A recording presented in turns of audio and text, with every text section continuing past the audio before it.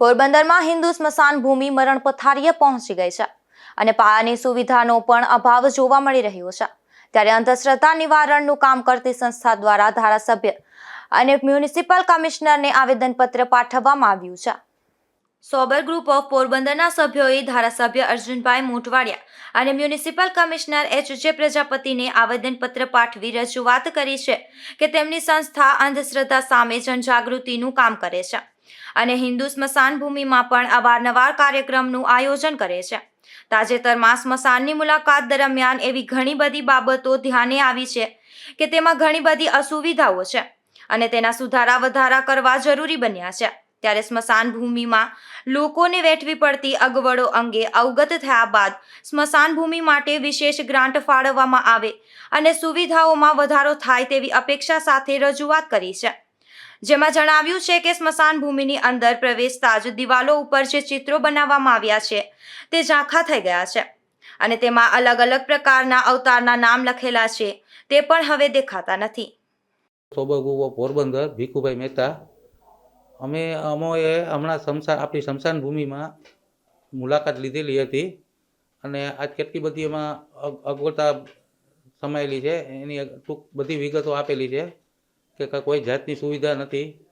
આપણે જે જૂની સ્મશાન ભૂમિમાં આપણે જે લાકડાથી બારવાની જે લોખંડના ખાટલા રાખ્યા હતા એ પણ અટણા ગયા ત્યાં રખડે છે।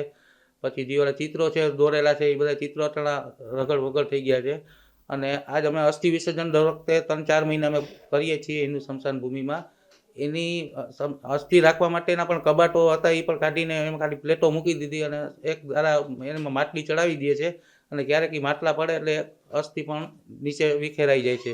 તો એ બધી આ સુવિધા બધી અમે આ અર્જુનભાઈ મોટવાડિયા આ ધારાસભ્યશ્રી અને આ પોરબંદર મહાનગરપાલિકાના કમિશનર સાહેબને પણ અમે આ બે આપેલ છે આવેદનપત્ર। તો આ સ્મશાન ભૂમિમાં બધી સગવડતા કરી આપે એવી આ અમારી સોબર ગ્રુપની માગણી છે। અહીં અસ્થિ માટે યોગ્ય રાખવાની વ્યવસ્થા નથી। સ્મશાનની ઓફિસના બારી દરવાજા પણ તૂટી ફૂટી ગયેલા નજરે ચડે છે। અગ્નિદાહનો સામાન રાખવા માટેનો રૂમ જર્જરિત થઈ ગયો છે અને સામાન એકબીજાના ટેકે અટકેલો જોવા મળે છે। લાકડામાં અગ્નિદાહ દેવામાં આવતો હતો તે સ્થળે હવે ખાટલીઓ નજરે ચડતી નથી, જેથી ઘણા લોકોના અગ્નિદાહ લાકડામાં દેવાની ઈચ્છા હોય છે, પરંતુ ખાટલીના અભાવે જમીન ઉપર ચિતા ગોઠવવી પડે છે। સ્મશાન ભૂમિમાં લાકડા રાખવા માટેનું ગોડાઉન પણ અત્યંત જર્જરિત બની ગયું છે। વિદ્યુત સ્મશાનની બાજુમાં બગીચો ઉકરડામાં ફેરવાઈ ગયો છે। અહીં અનેક પ્રતિમાઓ ભાંગી તૂટી ગઈ છે। બાળ સ્મશાનની દિવાલો પણ તૂટી ગઈ છે અને દરવાજો પણ એક જગ્યાએથી તૂટેલો છે। તેવી અનેક અસુવિધાઓની રજૂઆત કરી ઘટતું કરવા માંગ કરાય છે। નિપુલ પોપટ સાથે અશોક થાનકી, ગુજરાત ન્યૂઝ, પોરબંદર।